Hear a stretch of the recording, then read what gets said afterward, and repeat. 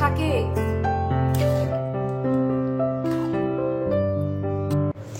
সুপ্রভাত বন্ধুরা, কেমন আছো সবাই? বংশরাবণী নতুন একটা ব্লগে তোমাদের সকলকে স্বাগত। আজ হচ্ছে নীলষষ্ঠী। নীলষষ্ঠীর অনেক অনেক অনেক ভালোবাসা, অনেক শুভেচ্ছা রইল। ভোলানাথ যেন আমাদের সকলকে ভালো রাখেন, সুস্থ রাখেন। বৌদির অপেক্ষা না করেই অনেক কটা কাজ করে ফেলেছি টেনশানের চাপে। কেননা কখন কে বেরোবে এখনও বুঝতে পারছি না। পুজোও করতে হবে আর সংসারের কাজও করতে হবে। আর প্রত্যেক দিন বিকেলবেলায় ঝড় আসবে আসবে ভেবে টবগুলোকে সব নিচে নামিয়ে দেওয়া হয়েছে, না হলে ঝড়ে আবার টবগুলো ভেঙে যাবে। চলো এইবার স্নান করে নিই। চান টান করে রেডি হয়ে গেছি। আজকে মহারাজ বেলায় বেরোবেন, সকালবেলা বেরোবেন না। আর কুসুম গেছে খেলতে, আজকে ওদের ম্যাচ আছে, ও এসে খাবে বলছে। যা করবে বললাম এবেলা যা হবে তাই খাবি, তারপর রাত্রিবেলা দেখা যাবে রাত্রিবেলা কি করব। এবার স্নান টান করে চলে গেছে, এইবার পুজোর ঘরে যাব। মাকে ফোন করলাম, মা সকালবেলা আবার ফোন করেছিল, আমি ফোনটা ধরতে পারিনি।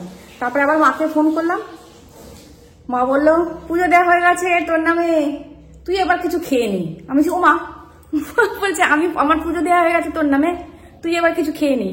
আমি দাঁড়াও মা, আমি পুজো করবো তারপর তো খাবো। বলছে হ্যাঁ তুই তো আবার পুজো করবি তারপরে খাবি। হ্যাঁ, আমি বললাম তোর নামে পুজো দিয়ে দিয়েছি, তোর নামে একটা শিবা বৌদি একটা আকন্দ ফুলের মালা তৈরি করে নিয়ে এসে দিয়েছিল, মানে মায়ের একটা, শিবা বৌদির একটা, আমার একটা, তোর একটা মালা ঘটের ওপর দিয়ে দিয়েছি। ঠাকুর মশাইয়ের খুব শরীর খারাপ, আমাদের ঠাকুর মশাইয়ের না, যে যিনি পুজো করেন না, শরীরটা খারাপ যাচ্ছে। সুব্রত শরীরটা খুব খারাপ জানিস। হ্যাঁ, আমি বললাম তাও তো গত বছরের তুলনায় এই বছর রোদটা কম, এই বছর ঠান্ডা ঠান্ডা হাওয়া দিচ্ছে। মানে গতকাল থেকে ঠান্ডা ঠান্ডা ওয়েদারটা আছে। যাই হোক, এরকম ঠান্ডা ঠান্ডা দিক, বৈশাখ মাসটাও দিক। বৈশাখ মাসটা পুজো আচ্ছা সব আছে। হ্যাঁ, কত মানুষ এই বৈশাখ মাস পড়বে, কত মানুষ যাবে বাবার কাছে পুজো দিতে বলো। তাহলে চলো পুজো আচ্ছা করে নিই।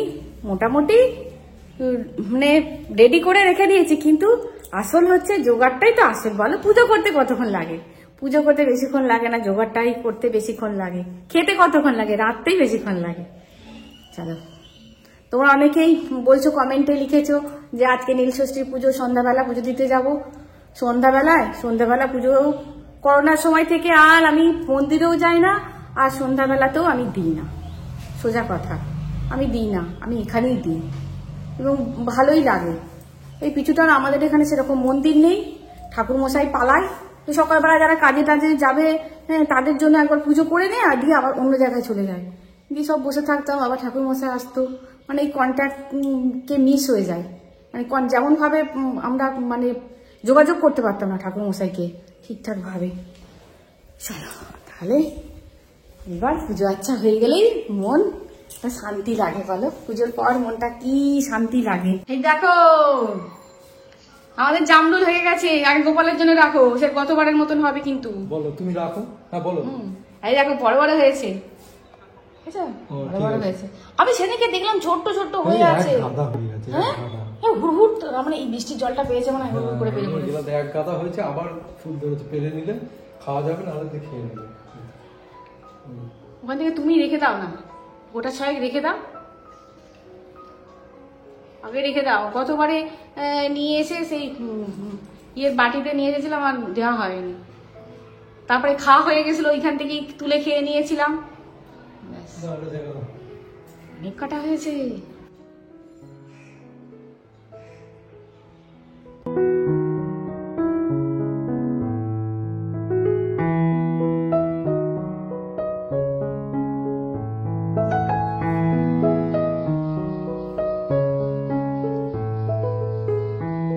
আমার বাড়ির জ্যান্ত ভোলানাথকে একটা দায়িত্ব দিয়েছিলাম। আমি বলেছিলাম যে আকন্দ ফুল, তোমরা তো দেখেইছো কাকিমার বাগানে আকন্দ ফুলের গাছ আছে, ওখান থেকে আমি বলেছিলাম তুমি আকন্দ ফুলগুলো তুলে এনে রেখে দেবে। গাছটা এত লম্বা হয়ে গেছে নিজে থেকে আর পারা যাবে না। এই দেখো পঞ্চামৃত তৈরি করার জন্য সমস্ত নিয়ে নিয়েছি, দই, দুধ, শর্করা, মধু আর ঘি। এটা আমি আলাদা মানে আমাদের যে গোপালের ভোগ রান্না করার যে ওভেনটা আছে ওইটাতে আমি বহুদিন আগে ঘি তৈরি করে রেখে দিয়েছিলাম, ওটা ঘরের ঘি। ওদিকে পঞ্চামৃত তৈরি করে রেখে দিয়েছি, এদিকে পঞ্চপ্রদীপ তৈরি করে রেখে দিলাম, ঘরের প্রদীপটাও তৈরি করে রেখে দিলাম, আর ঘট পাতার জন্য গঙ্গা জলটাও রেডি করে রেখে দিলাম। আমাদের ভোলানাথ অল্পতেই সন্তুষ্ট গো, ওনার জন্য বেশি কিছু লাগে না। ভোলে বাবা আমাদের অল্পতেই সন্তুষ্ট। উপাচারে বেশি কিছু না লাগলেও প্রাণ ভরা বিশ্বাস আর মন ভরা ভক্তি নিয়ে ওনার কাছে দাঁড়ালেই উনি সাড়া দেন। ফুলের পাপড়িগুলোকে ছাড়িয়ে নিয়ে ভিতরের অংশটাকে দিয়ে মালা করলেও ভালো লাগে, কিন্তু এইভাবে মালা করলেও দেখতে ভালো লাগে। ব্যাস, ঘট রেডি হয়ে গেছে। আর ঘট তোমাদের আর কি দেখাবো আর জানাবো, তোমরা তো দেখিয়েছো ঘট কীভাবে পাততে হয়। প্রথমে আচমন করে নিয়েছি, তারপরে সূর্য প্রণাম করেছি, তারপরে গুরুমন্ত্র জপ করেছি, তারপরে ঘটটাকে পাতছি। ঘট যেমন পাতা হয় তেমনভাবে পেতেছি। একটা চেলি দিয়েছি, তার উপরে একটা পৈতে দিয়েছি, আর আকন্দ ফুল দিলাম। বলেইছিলাম বেশি করে ফুল তুলবে, 2টো মালা গাঁথবো, একটা বাবার গলায় দেব আর একটা ঘটে দেব। তা অনেক ফুলই নিয়ে এসেছে।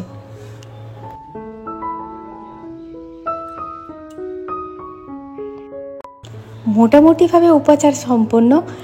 আর জামরুল হয়েছে গাছে, গাছের প্রথম ফল বাবাকে দিতে পেরে এত ভালো লাগছে। খুব সামান্য উপচার করতে পেরেছি। বাবার আদি অনন্ত স্থান হচ্ছে কৈলাস পর্বত। আজ পর্যন্ত অনেক চেষ্টা হয়েছে কৈলাস পর্বতে উঠে দেখার কি আছে সেখানে। রাশিয়া থেকে, চীন থেকে, বিভিন্ন দেশ থেকে আরোহীরা ওঠার চেষ্টা করেছে, কিন্তু এমন এমন ভাইবস এসেছে তারা ওখানে উঠতে পারেনি। শেষে চীন একদম নিষেধ করে দিয়েছে যেন কেউ কোনো দিন কৈলাস পর্বতে ওঠার চেষ্টাও না করে। कुछ छोड़ने से कुछ मिले पर कुछ न कुछ रह जाएगा, चाहे समेटे लाख पर मिट्टी में मिल सब जाएगा, सब सुन्न में मिल जाएगा, शिव नाम बस रह जाएगा, शिव सत्य है संसार है, शिव रूप है श्रृंगार है।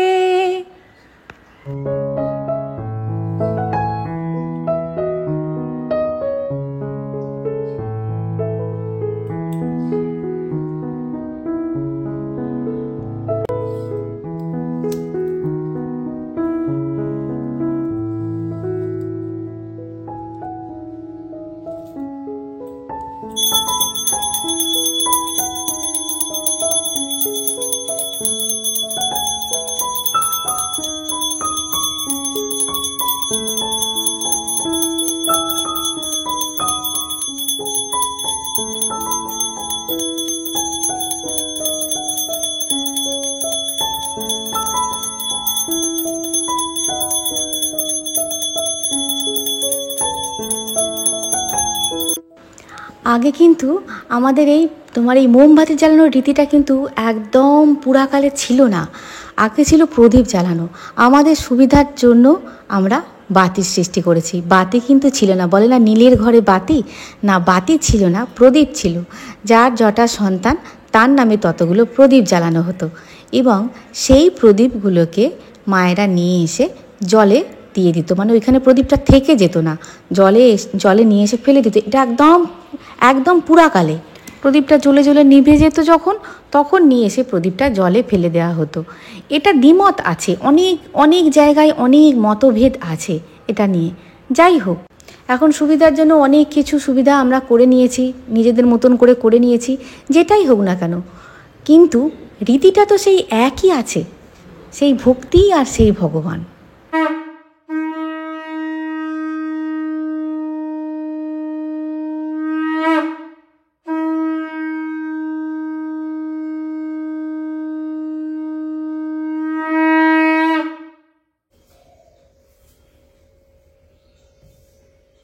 এই ভোলানাথ যদি শান্ত থাকে তাহলে সব শান্ত, নাহলে তাণ্ডব হয়ে যাবে। হে শিব শম্ভু, এটাকে শান্ত করো, এটাকে শান্ত করো। তোমরা বলো আমি একদম ঠান্ডা জল। এটাই হচ্ছে অশান্তির মূল কাণ্ডে। অশান্তি তো মেয়েরাই করছে রাজ্য থেকে দুনিয়া। বলো না আজকে দিন ওসব কথা বলতে নেই, ভালো। ছেলেরা অনেক শান্ত আছে। আমার ছেলেটাই দেখো ইয়ে পেলো না, খেলতে চলে গেছে, সে আসবে বিকেলবেলা।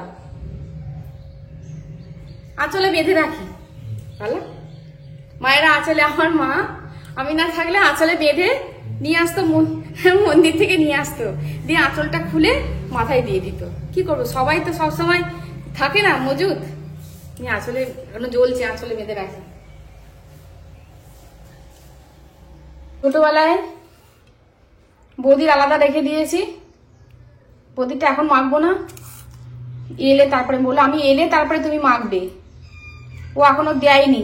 ছোটবেলায় এই সাবু মাখা, মাকে বলতাম তুমি সাবু মাখা করে রাখবে, স্কুল থেকে এসে কিন্তু খাবো, একটুখানি কলা নেবো, সন্দেশ নেবো, দুধ নেবো না, জানো অ্যাসিড হয় এখন খেলে খুব, এই সাবু মাখা খেলে এইটুখানি খাবো, কলা সন্দেশ, আর তোমার এই কলা সন্দেশ দিয়েই মাখবো, আর কিছু নেবো না। এই যে ঠাকুরকে দিয়েছিলাম মিষ্টি, কলা, সন্দেশ আর মিষ্টি, তখন নারকোল কোড়া দুধ দিয়ে, এখন নারকোল কোড়া দুধ খেলেই জানো খুব অম্বল হয়।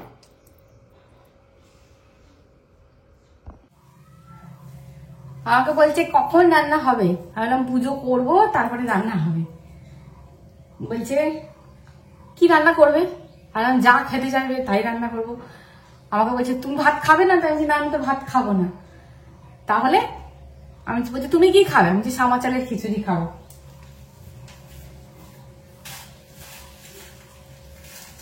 এইটুকু সামা চাল ছিল আমার, আর বৌদি মুগের ডাল দেবো, একটু সবজি পাঠিয়ে দেবো, হয়ে যাবে আমার। আর আমি খাবো তো সামা চালের খিচুড়ি, আমি আর বৌদি, হ্যাঁ এইটুকু সামা চাল রাখা আছে আর কি।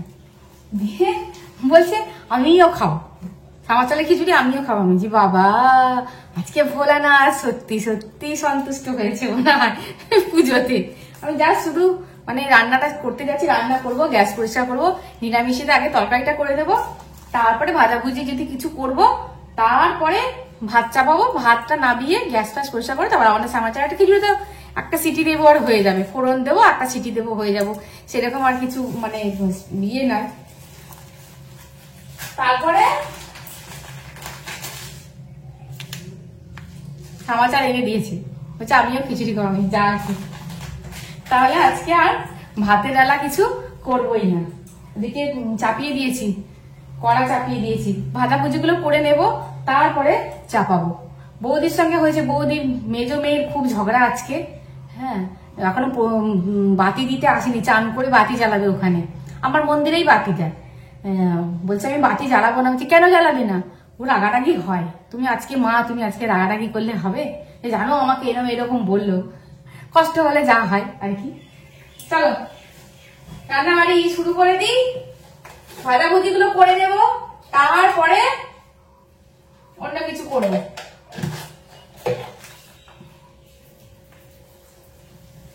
আমাদের তো আমার নির্মল এঁচড় দিয়ে গেছি, বলছে বৌদি আমাদের গাছে এঁচড় খাও, দেখবে কত সুন্দর, ওদের গাছের কাঁঠাল গুলো খাজা কাঁঠাল, আমাদের যেরকম লাল বেলে কাঁঠাল মিষ্টি খুব, আমাদের কাঁঠাল গুলো খুব মিষ্টি, কিন্তু এঁচড় আমাদের খুব ভালো, আর এঁচড় দিয়ে গেছে। যে কখন রান্না করবো ভাই জানি না, কখন রান্না করবো, আগে তো ভাজাভুজি গুলো করে নিই, তারপরে শেষে সামা চালের খিচুড়িটা একদম চাপিয়ে দেবো, প্রেসারে চাপাবো, মুগ ডালটা আগে সিটি দিয়ে নেবো, দিয়ে ওটাতে দিয়ে ফুটিয়ে। বৌদি এসেছে বাতি জ্বালাতে, এখন বাজে 1টা, আলাম জ্বালিয়ে দাও বাতি, মেয়ের সঙ্গে ঝগড়া হয়েছে জ্বালিয়ে দাও। কি ঠাকুরকে বলো শান্ত করো, মেয়েদের যা মাথা গরম।